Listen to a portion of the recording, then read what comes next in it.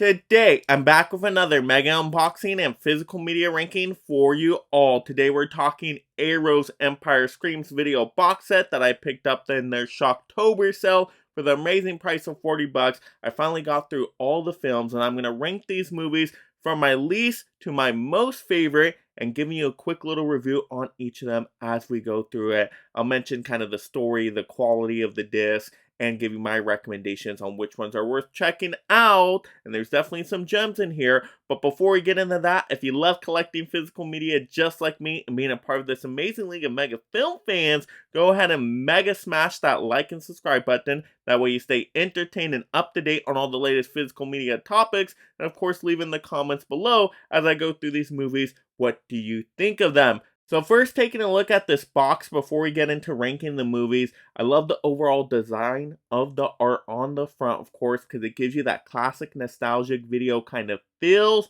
and it still totally screams Arrow, and you know these are going to be kind of B-level, really fun cult-level movies with it, so I really enjoy that. And then, of course, it's not like the big giant box set that Arrow first came out with, that they got a lot of goodies in there, and it takes up more space on the shelf, but that is okay. Reason why I like this compact version is you're still getting all the movies in there, you still have all 5 Blu-rays, which is really, really nice, and you're not taking up so much space on the shelf, which I will take that as a space saver every day at a cheaper price. Why not? You still get a really nice thick spine there, and it still lists all the titles.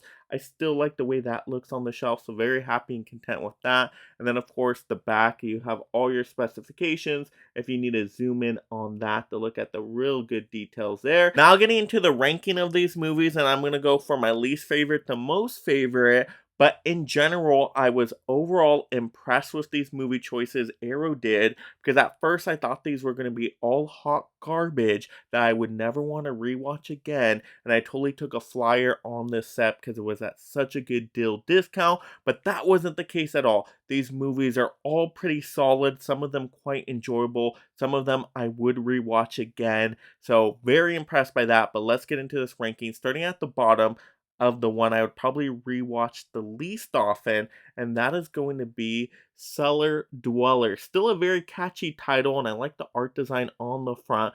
Basically, what this one's about is there's a person that starts working at, I guess, a comic book story kind of studio. She fell in love with this fantasy horror comic when she was younger, so she starts drawing these comics out, and the Sweller Duller Deli monster character comes alive and starts, tearing apart these people in real life, even though they're from drawings. It kind of gave me a Nightmare on Elm Street vibe where, the fantasy imaginary elements start happening in real life. So very intriguing premise. The monster creature design overall was all right. Next up is going to have to be Arena, which actually gave me a lot more fun moments than I was expecting. This is basically an underdog story. Imagine a very low budget Rocky movie, but in a Pluto Nash sci-fi setting. Sounds super bizarre, right? You got this Armstrong character, human character you're rooting for, and he's taking on these aliens that look monster-like for the championship. And it's fun to see these ridiculous boxing matches. I'm a sucker for boxing movies, which is why I had such a fun time with this one, and I love underdog stories. So this had all the components I look for in a kind of inspirational sports story, if you can tell it that. I just had more fun with this movie than I was expecting. I will say the quality here is not good at all, but they're upfront about it. This was the best that Arrow could get for this film, what they could find out there. So it does look super, super fuzzy, but better than nothing. All right, next up in the middle, getting to third place, we're going to have The Dungeon Master, which is actually probably the most ridiculous out of all the movies because there's tons of scenes in here that don't make sense. And there's like 3 different versions of this film, and a lot of the moments just stand out as, why is this here? Why is this happening right now? Like there's a weird, bizarre scene at the beginning that leads to nowhere, and you're like, okay, what was the point of that? And then you get into this dungeon master story where somehow this guy gets transported into this fantasy realm going up against this big mystical villain for some reason, and he has to fight in these weird competitions and compete. And there's like a road warrior competition that reminds you of Mad Max, and then there's a bunch of random ones in there, and then eventually he fights the big bad at the end, kind of like it's a superhero movie almost. I don't know. This is a whole mixture of weird, bizarre genres in here. But I had fun with it. I had fun with it. And the villain, the actor totally commits to the role. And some of the lines he says in this movie are like just still scary and hilarious at the same time. And you just totally have a great time with this one. So I actually like the cast of characters in this one quite a bit, which is why it probably goes up higher on the list. Now getting into our top two spots, we got second place runner up here with Dolls, which is a horror comedy that of course involves a lot of killer dolls. So imagine Chucky, but a lot of Chuckies in this house, I guess you could say. But yeah, there's tons of dolls in here, so if you have a doll phobia, this is definitely not the movie for you. But it's so high up on my list because it's so creepy and atmospheric. It's perfect for spooky season, but there's some awesome kills in this movie. And so just to see these dolls go after these awful people, I mean, it's like so bizarre and weird, but you can't look away at the same time. And then I love the ending as well, and the story behind the dolls and the lore of the dolls. And that's why it just went so high up on my list. Very, very entertaining. Totally not a take serious kind of film. Totally a straight up horror comedy. Now getting into first place, that number one spot, I'm gonna have to give it the Robot Jocks. Amazing art cover work too.